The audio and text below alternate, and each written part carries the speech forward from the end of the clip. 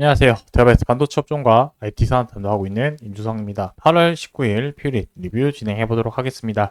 자, 지난주에 2분기 실적을 발표를 하게 되었습니다. 큰 변동폭 없이 안정적인 실적 흐름을 보이고 있는 상태인데, 자, 하지만 이제 남은 하반기에서 반전이 필요하다라고 생각이 들고 있습니다.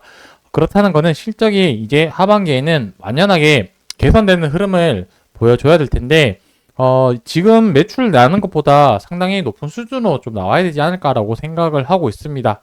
자, 그래서 오늘 영상에서는 2분기 실적이 어떻게 나왔는지 같이 한번 살펴볼 거고요. 하반기 때 개선되어야 되는 이유에 대해서 같이 한번 살펴보도록 하겠습니다. 자, 그래서 1차적으로는 지금 1분기 관련해서 2분기까지 상반기에 실적이 어떻게 나왔는지에 대해서 같이 한번 살펴보고 그 이후에 내용들 하나씩 짚어보도록 하겠습니다. 자, HTS의 퓨릿 실적이 뭐 이렇게 표시되진 않았는데 여기에 제가 내용을 하나씩 좀 적으면서 확인해 보도록 하겠습니다. 자, 일단은 1분기 때 282억의 매출액, 그 다음에 영업이익은 28억 원 정도 해서 영업이익률이 한 10% 정도 나왔고요. 이번 분기 때는 297억 원 정도 이제 나오게 되었습니다.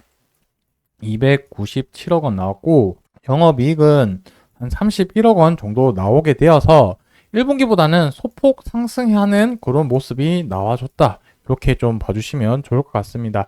자, 근데 제가 하반기 때 좀 잘 나와야 된다라고 말씀드린 이유는 하나씩 좀 설명드릴 텐데 이번 분기 때 실적이 그래도 좀 되어야 되지 않을까라고 좀 생각을 했는데 그 이유부터 하나 말씀드리자면은 1차적으로 이제 가동률이 많이 상승을 했죠. 삼성전자든 하이닉스든 가동률이 많이 상승을 했고 두 번째로는 이제 HBM에 대한 사용량이 이제 늘어나게 되면서 선단 공정에 사용하는 이런 소모품이나 이런 세정 그리고 관련된 내용들 제품 같은 경우도 전반적으로 매출이 다 올라가게 그런 상황이 만들어졌는데 그 이유는 이전 공정보다는 더 많이 사용을 하고 난이도 자체가 어려졌기 때문에 소모품 관련해서 사용량이 늘어날 수밖에 없는 환경이다.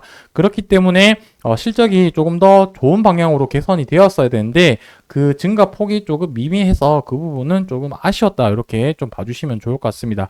자, 퓨릿 관련해서 1차적으로는 간단하게 이렇게만 좀 살펴볼 거고 다음번 영상에서 특히 어떤 부분에 좀 세부적으로 좀 자세하게 한번 말씀드려 보도록 하겠습니다.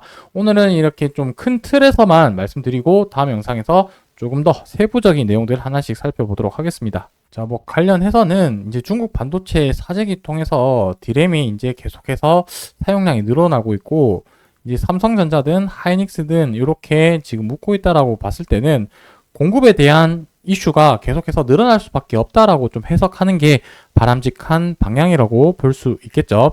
그렇기 때문에 퓨릿 관련한 이제 여러 소부장 기업들의 매출도 계속해서 늘어날 수밖에 없는 상황이다. 이렇게 봐주시면 좋을 것 같습니다. 그리고 추가적으로 해서 몇 개 좀 더 말씀드리고 싶은 부분들이 있는데, 이번 주에, 또 중요한 이벤트가 있고, 앞으로 또 중요하게 봐야 되는 포인트는 무엇이냐면, 이번 주 금요일 현지 시간입니다. 그래서 오전 10시라고 하니까 한국 시간으로 저녁 시간이 될 거니까 이 부분은 아마 다음 주에 차주에 반영될 가능성이 높다. 그렇기 때문에 이번 주는 조금 관망하는 흐름이 나올 가능성이 높지 않을까라고 생각이 들고요. 이때 무엇이냐면 8월 22일부터 4일 동안 잭슨홀 미팅이 진행이 됩니다. 근데 그 중에서 2일차인 23일 날 제롬 파월 연준 의장이 잭슨홀 연설이 있습니다. 자, 이때 우리가 시장에서 주목하는 거는 결국에 금리에 대한 내용이 되겠죠. 뭐 그래서 긴급 금리 인하 내용이 나올 수도 있고요.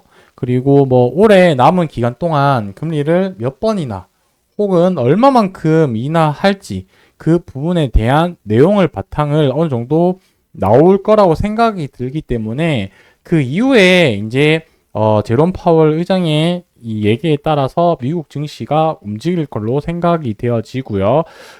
그 이후에 이제 다음 주 되면은 한국 증시에 그 여파가 미칠 거기 때문에 어떤 연설을 하고 이제 미장에 어떤 영향을 미쳤는지 그 부분을 잘 체크를 해야지 이제 월요일 날 한국 증시에서 또 대응할 수 있는 그런 가능성이 있지 않을까라고 생각을 합니다.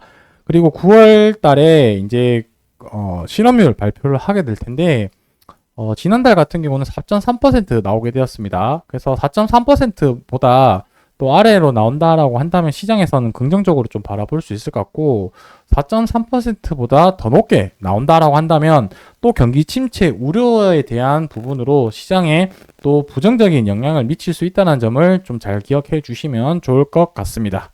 자, 마지막으로 이제 주가 흐름 간단하게 좀 체크를 해보고 마무리를 해보자면은, 어쨌든 최근 시장 하락에 있어서 이 시장 하락에 좀 직격탄을 바로 맞은 게 퓨리라고 좀 볼 수 있을 것 같죠.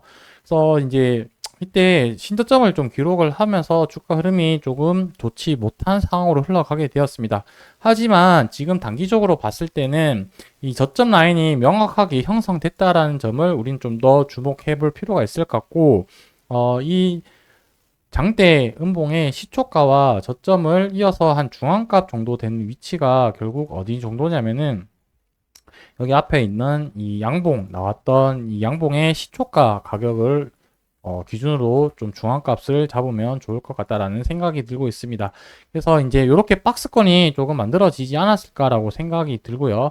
그래서 여기 이제 상단, 여기 이제 하단, 그리고 여기 이제 중앙값 위치로 해가지고 이제 박스권 형태로 움직일 가능성이 저는 조금 높지 않을까라고 생각이 들고 있습니다. 그래서 이번 주는 계속해서 조금 횡보하는 흐름을 좀 보일 가능성이 높을 것 같고, 다음 주에 잭슨홀 미팅 이후 파월 의장의 발언 이후에 시장 분위기에 따라서 주가 방향성이 조금 결정될 가능성이 저는 높다라고 생각이 하고 있습니다. 더불어서 이제 시장 상황을 1차적으로 저는 지금 가장 좀 중요하게 생각을 하고 있고요. 시장 상황, 이 매크로에 대한 변수들. 왜냐하면 단기간에 계속해서 경기 침체다 이러한 이슈 때문에 외부 요인으로 주가가 많이 움직이고 있는 상황이다 보니 그 부분이 어느 정도 이슈가 안정화될 때까지는 잘 지켜봐야 된다라고 생각이 들고, 그 부분이 아직 남아있는 부분이 파월 의장의 잭슨홀 미팅 부분이니까 잘 참조를 해서 이 부분의 박스권을 이탈하는지 여부를 좀 지켜보면서 다음 주 추후에 또 주가 흐름이 어떻게 흘러가는지 특이사항이 있으면 영상에서 말씀드리도록 하겠습니다. 오늘 영상 여기서 마무리하고요. 저는 다음 주에 또 인사드리도록 하겠습니다. 감사합니다.